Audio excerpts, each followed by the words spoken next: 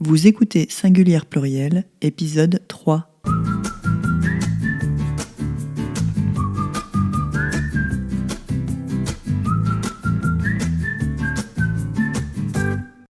Bienvenue dans l'univers de Singulière Pluriel, le podcast des femmes qui redéfinissent l'entrepreneuriat par-delà les conventions de la neuroconformité. Je suis Marie-Laure Bourgeois et à chaque épisode, je vous propose d'explorer le monde incroyable de l'entrepreneuriat au féminin. Dans ce podcast, vous retrouverez des témoignages de chefs d'entreprise qui cassent les codes de leur profession et qui expriment différemment leurs talents au quotidien. Vous entendrez aussi des mots doux, des billets d'humeur, des discussions thématiques et parfois même des digressions poétiques. Et j'ai la chance et l'honneur de recevoir aujourd'hui Nathalie Rayon. Bonjour Nathalie. Bonjour Marie-Laure. Alors Nathalie, tu es expert comptable, fondatrice et présidente du cabinet Enerco Expertise. Sur le papier, tu as un parcours assez classique. Tu as fait des études de droit, de comptabilité et de finance.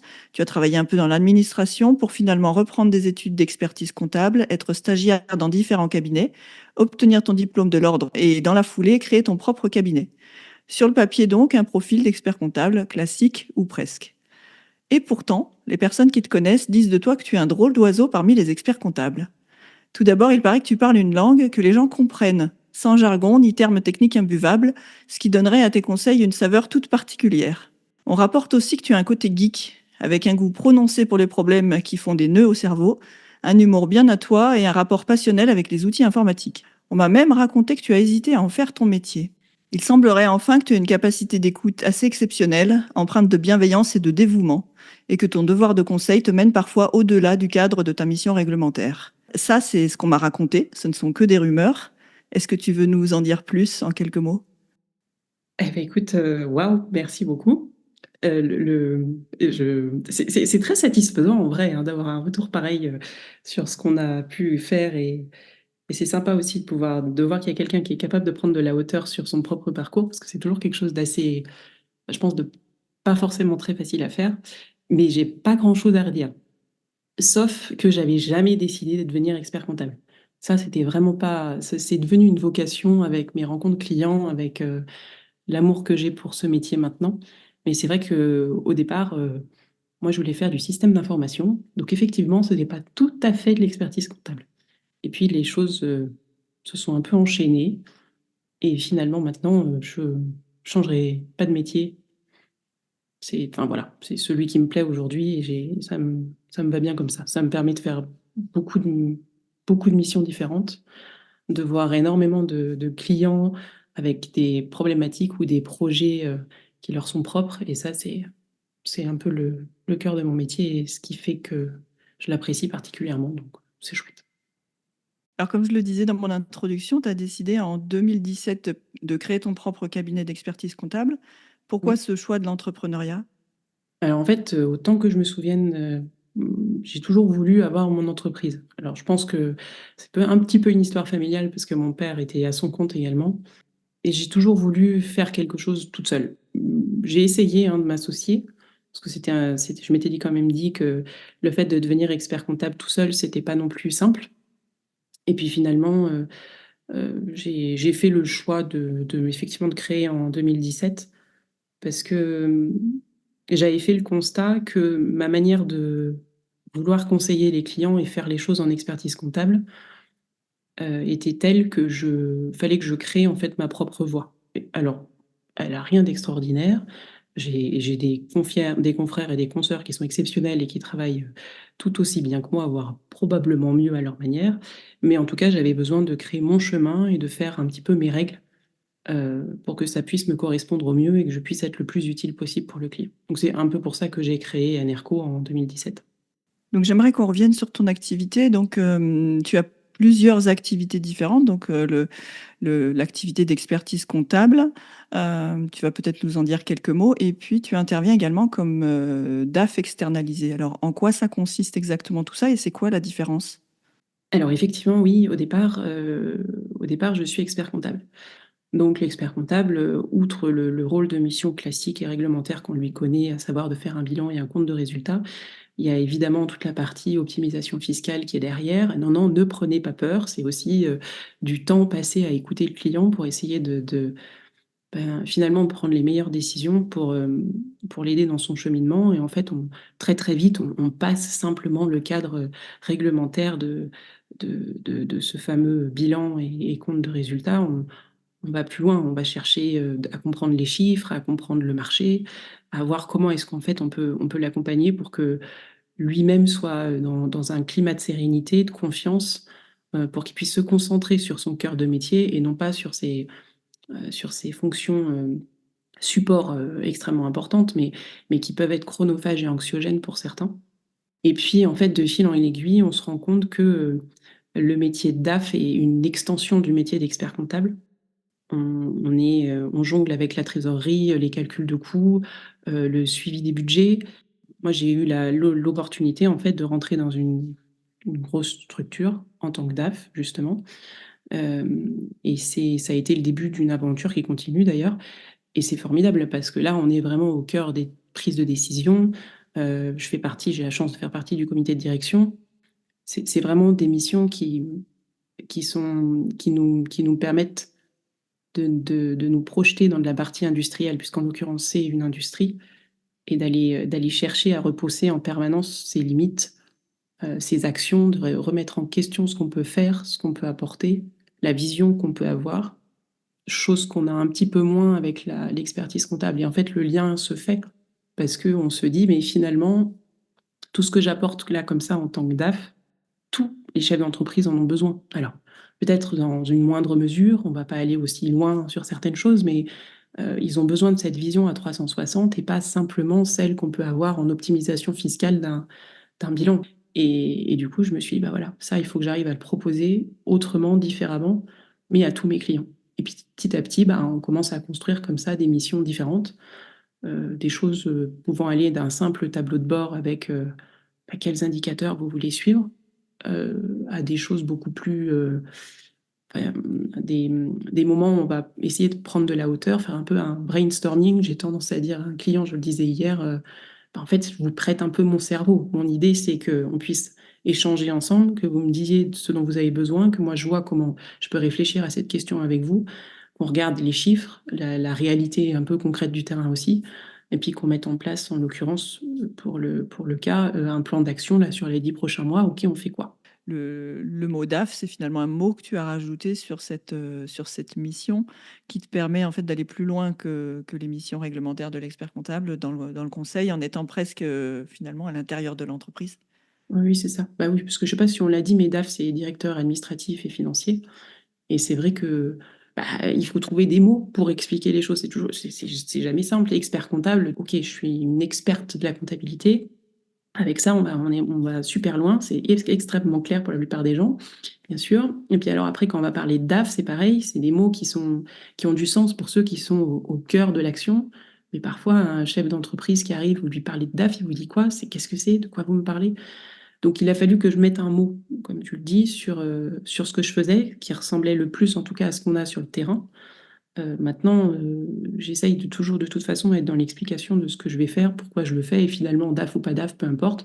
L'important, c'est que vous avez quelqu'un qui va vous conseiller, qui sera là pour vous, en fait, de manière réactive, avec évidemment mon équipe, parce que sans elle, je ne pourrais pas faire tout ce que je fais aujourd'hui, et puis qu'on puisse avancer ensemble. Alors, je crois que tu exerces également d'autres rôles, si je ne dis pas de bêtises. Tu es intervenante dans des écoles et puis tu participes également à plusieurs associations. À quel besoin ça répond? Oui, j'ai fait pendant quelques temps, quelques années, j'ai donné des cours à la fac pour les élèves de troisième année en compta finance. Je me disais que c'était important qu'ils puissent avoir la vision d'un professionnel de comptabilité plutôt que la vision d'un professeur sans nécessairement avoir enfin, une expérience pratique. En plus, moi, j'ai pas un parcours de comptable, j'ai pas fait des études de comptabilité. Je suis arrivée après mon master de droit, comme tu l'as très justement dit en introduction. Donc finalement, moi, j'ai pas ces notions de débit-crédit. Quand je suis arrivée le premier jour dans mon cabinet d'expertise comptable, globalement, j'en avais entendu parler, hein, mais il n'y avait pas du tout de sens pour moi. Donc j'ai appris en fait en faisant. Et je me suis dit, bah, ça serait à mon sens super intéressant pour des étudiants d'avoir une autre approche, en tout cas beaucoup plus pratique, pour que peut-être ça leur permette de comprendre que la compta, c'est pas un truc insurmontable, que en fait, c'est pas particulièrement compliqué à partir du moment où on a une bonne dose de logique, du bon sens, qu'on est un peu curieux et qu'on se pose les bonnes questions. Et globalement, ça se passe bien. La preuve, puisque j'ai pas un parcours quand même, en tout cas classique en comptabilité, et que je suis devenue expert comptable. Puis j'avoue qu'en plus, le fait de transmettre et d'expliquer des notions complexes en me challengeant pour trouver des mots simples, c'est quelque chose que j'aime particulièrement. Donc, ça faisait une pierre deux coups. Et pour les autres, euh, ça reste malgré tout des associations professionnelles, parce que pendant longtemps, là, c'est des choses qui sont en train de changer, mais pendant longtemps, j'ai mis quand même ma vie professionnelle au cœur de ma vie, tout court. Donc, l'équilibre n'était pas forcément présent. Mais par contre, c'est vrai que j'ai été très active dans les associations qui s'appellent l'Annexe. Donc, c'est l'association des experts comptables stagiaires. Et puis dans le CJEC, qui est le club des jeunes experts comptables, avec un petit passage au national. C'était une super expérience. Et c'est vrai que ça permet de travailler ensemble, de se projeter sur l'avenir de la profession, de se dire qu'il va falloir amener quelque chose de différent, tout en respectant évidemment les choses qui existent, parce qu'elles sont très bien également. Mais de se dire, ben voilà, on sent que les choses sont en train de changer. Donc comment moi, avec ma vision, avec mon envie, je vais pouvoir amener ma touche pour que finalement le client soit le mieux servi possible. Du coup, parmi les clients que tu accompagnes, les problématiques que tu adresses, est-ce que tu as des spécialités, des sujets qui te tiennent particulièrement à cœur? C'est une bonne question amenée comme ça. Euh, je pense que j'aime bien quand il y a des problèmes, tu vois. Dès qu'il y a des questions alors, qui peuvent être complètement techniques, fiscales, ou là, par exemple, le dernier cas, j'ai une cliente qui a fait une offre d'achat sur une autre entreprise, et puis elle m'appelle, elle me dit oh là là, mais il faut qu'on débriefe, hein, parce que moi, j'ai jamais fait ça, faut pas que je me plante, il faut que je sache que- quand est-ce qu'il faut que je parle, pas que je parle, parce que là, quand même, hein, l'avocat, il a dit que il allait falloir qu'on se retrouve face à leurs conseils. Non, non, là, faut qu'on se voit avant. Donc voilà, c'est typiquement ce genre de, de, de petites situations que je trouve sympa. Le tout, c'est moi que ça puisse sincèrement me nourrir intellectuellement. Ça, j'en ai besoin. Je suis comme ça, de toute manière. Donc il faut qu'il y ait cet intérêt-là. Et puis que j'ai l'impression de servir à quelque chose. Quand je raccroche et que je sens que le client est soulagé et que le problème est résolu, pour moi, voilà, j'ai réussi ma journée, c'est formidable. Si on revient sur l'informatique, les systèmes d'information, les outils numériques, est-ce que Mm. tu peux nous en dire plus sur, enfin, d'où ça vient ce goût que tu as pour tout ça? Euh, je crois que ça vient quand j'avais 6 ans et que je saoulais mon père, qui était informaticien, euh, pour avoir un ordinateur et qui m'a dit, ah oui, tu veux ça? Et alors, du coup, il m'avait filé un Compaq 500, ou je sais plus quoi, bon, bref, une tonne de documentation grande avec des 500 pages de doc. Il m'a dit, bah tiens, maintenant, tu veux faire? Fais. Donc là, je me suis retrouvée avec un grand CD Windows, ceux qui connaissent savent, des floppy disks, et puis le début de la découverte de l'informatique. Et ça, j'ai trouvé ça juste génial. Ça m'a toujours plu, en fait. J'ai toujours réussi à me débrouiller, où j'ai fait des incursions dans Linux, tout ça. Enfin, je découvrais des trucs, c'était trop génial. Après, les études sont arrivées. Et puis du coup, bah, quand je suis arrivée dans le métier d'expertise comptable, je me suis rendu compte que l'informatique, en fait, moi, c'est ce qui m'a permis de... C'est ce qui a été le facilitateur, en fait, dans mon métier. Quand je suis arrivée dans mon premier cabinet en tant que stagiaire, je vous le disais tout à l'heure, le débit crédit, c'était pas clair pour moi. Et en fait, c'est l'informatique qui m'a aidée. Et je me suis rendu compte qu'en fait, c'était un soutien, enfin une fonction support qui était fondamentale en expertise comptable et que bah, il fallait en faire enfin, une vraie force et même voir hein, une fondation du cabinet. Et en 2017, j'ai aussi créé quelque part à cause de ça. Beaucoup, on est face dans la profession à une vraie transition numérique. Enfin, elle a déjà même plus qu'avancé. Et en 2017, je me rappelle, j'avais fait la remarque en disant, mais de toute façon, euh, notre plus grand concurrent, c'est pas tant les confrères, c'est l'informatique. On m'avait un peu rionné à cette époque-là quand j'avais dit ça. Et je leur avais dit, mais si, en fait, vous vous rendez pas compte, mais les banques demain vont être capables de pouvoir classer et organiser nos dépenses, enfin en tout cas les dépenses que vous avez sur votre relevé bancaire, et ça ne les empêchera pas de faire en fait, de pouvoir commencer à faire certaines liasses fiscales. Alors, juste, pas juste, c'est pas la question. N'empêche que l'idée, elle sera là. Donc, si nous, on n'arrive pas déjà à utiliser les systèmes informatiques existants, à faire de la veille permanente pour voir les nouveautés, voir comment l'intelligence artificielle pourra impacter dans le bon sens notre profession, mais en fait, on est mort dans l'œuf. Et c'est pour ça que l'idée du cabinet, au départ, a été de dire, bon ben, quoi qu'il arrive, ce sera zéro papier, en tout cas zéro papier client. Tout sera numérisé, tout sera en dématérialisation, et ça sera un des fondamentaux du cabinet. Après, effectivement, je suis toujours ouverte en permanence aux nouveaux systèmes qui peuvent exister. Là, en ce moment, il y a pas mal de choses qui émergent, qui sont nouvelles, qui amènent une autre façon de faire. Je suis bluffée par les clients aussi. On a différents types de générations de clients, forcément. Et ceux qui ont 25 ans aujourd'hui, ils sont, ouais, ils sont assez incroyables parce que déjà, ils ont une vision de mon métier, une bienveillance à l'erreur que je ne connais pas, en fait, avec les générations un peu plus âgées. Et ça, ça fait du bien, déjà. Et puis, une capacité de rebondir, de s'adapter, et puis une appétence pour les nouveaux outils, hein, aux outils un peu ludiques, un peu sympas, qui nous obligent, en fait, à nous remettre en question et qui nous obligent à chercher ailleurs. Et ça fait partie des choses où moi, ça m'éclate. Il y en a même une qui est arrivée avec un outil qui existait déjà. Elle me dit, non, non, mais c'est pas grave. De toute façon, moi, je veux travailler avec vous, donc je vais changer d'outil. J'ai dit, ah non, mais sûrement pas. Vous n'allez pas changer d'outil.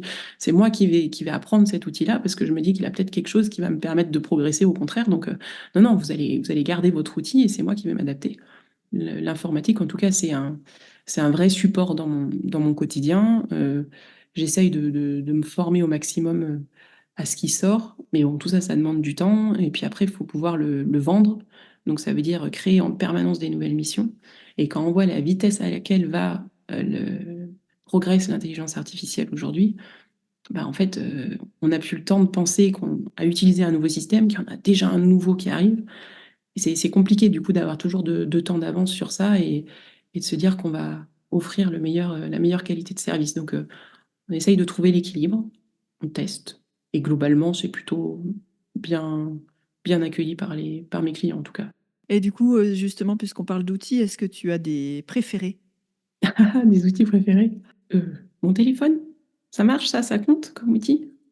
Je ne peux pas trop parler de mes outils informatiques quand même, mais si, bon, toi que si, il n'y a pas de raison. Moi, j'utilise des outils de production, un outil métier qui est assez ancien, qui s'appelle ACD, mais ils ont réussi quand même à toujours avoir une vision globale et assez innovante de leurs outils, compte tenu du fait qu'ils ont un certain nombre d'années derrière eux. Donc, ça permet d'avoir une sorte de gros paquebot qui avance, qui innove, mais sur lequel on peut compter en permanence.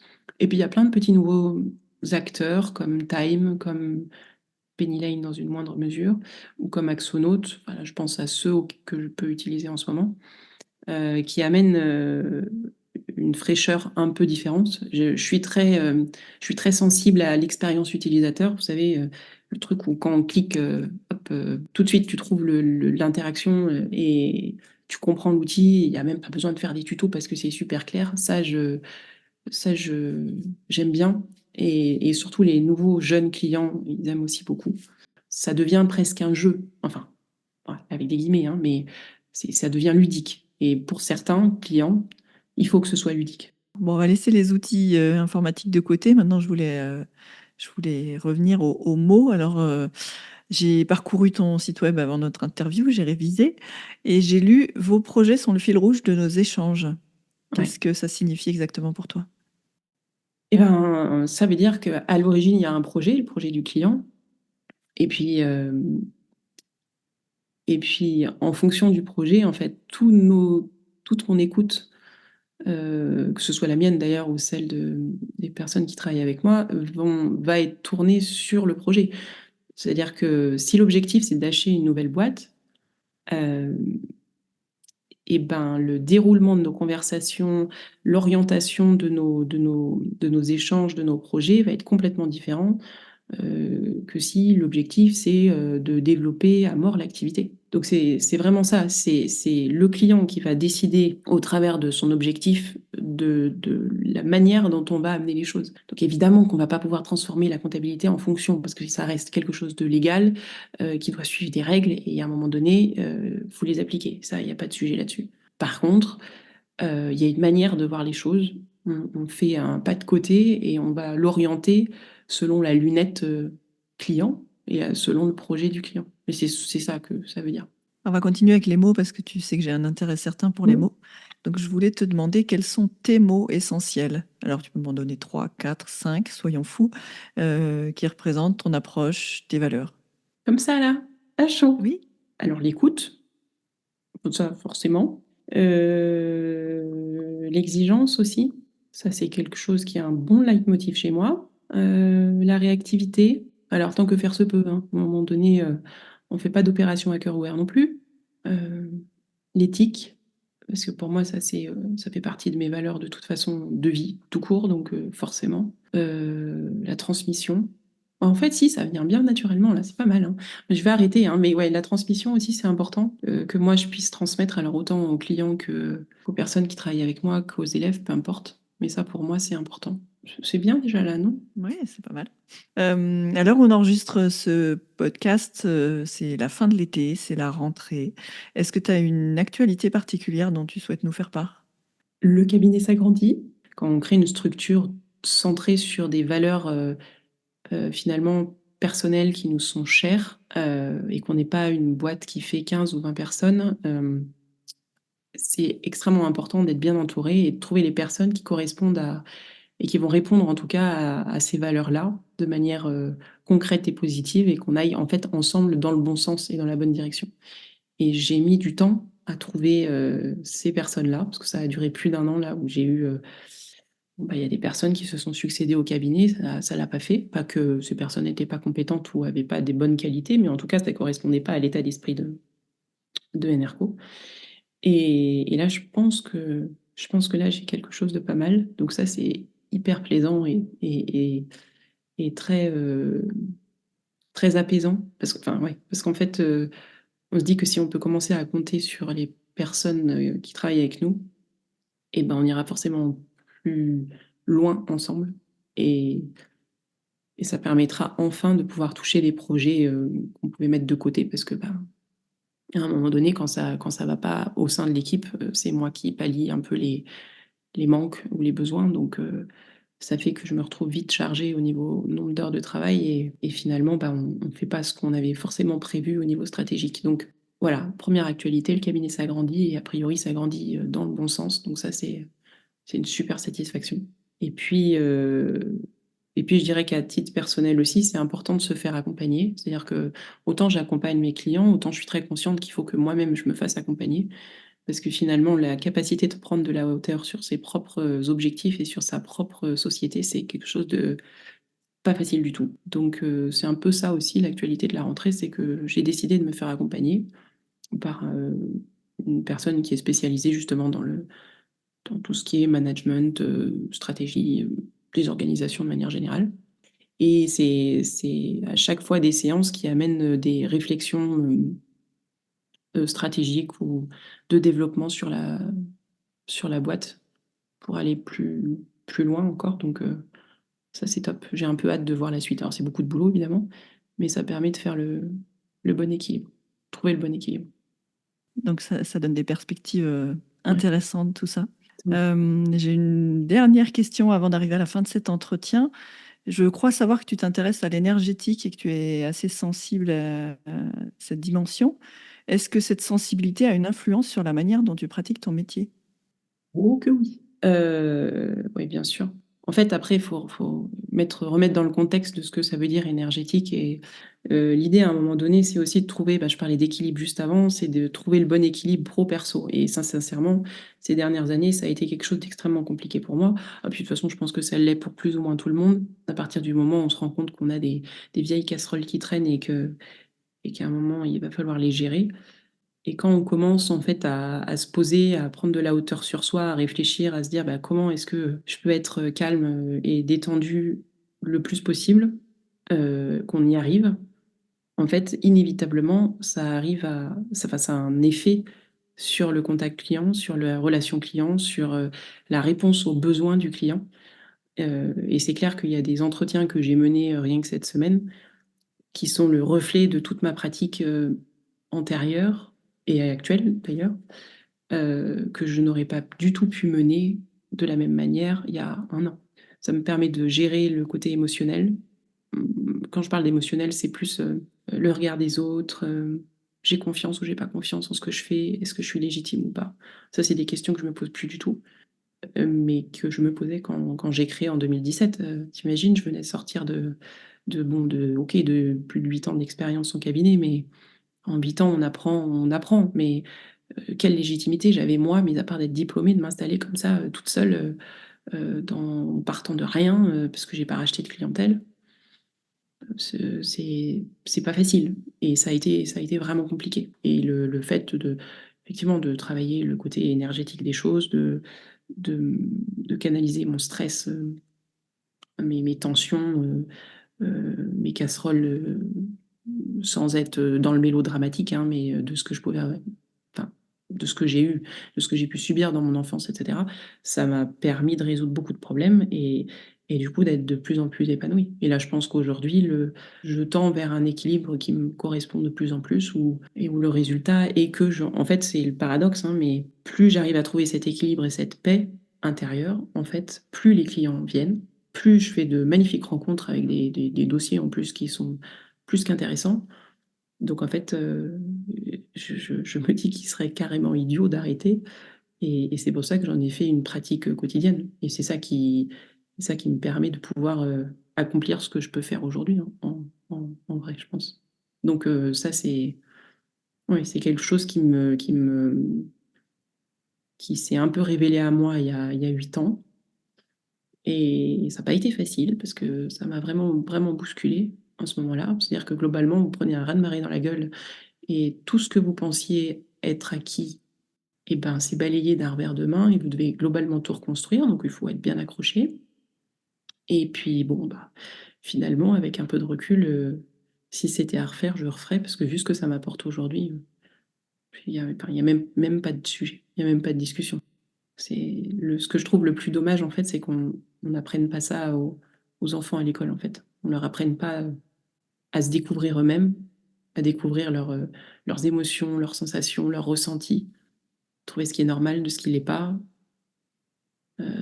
et pour leur permettre d'être sereins face à la société actuelle qui est quand même pas très simple à gérer aujourd'hui. Nathalie, merci beaucoup pour cet échange. Tu sais que ça me tenait à cœur de te recevoir dans ce podcast. Donc, je suis ravie qu'on ait pu avoir cet échange. Je vais te laisser conclure cet entretien avec le mot de la fin, donc ton mot de la fin. Merci Nathalie. Merci beaucoup en tout cas pour ton temps et tes mots également, parce que je sais à quel point ils sont importants.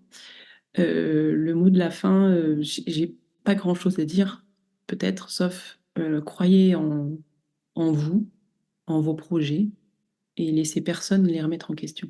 Et foncez.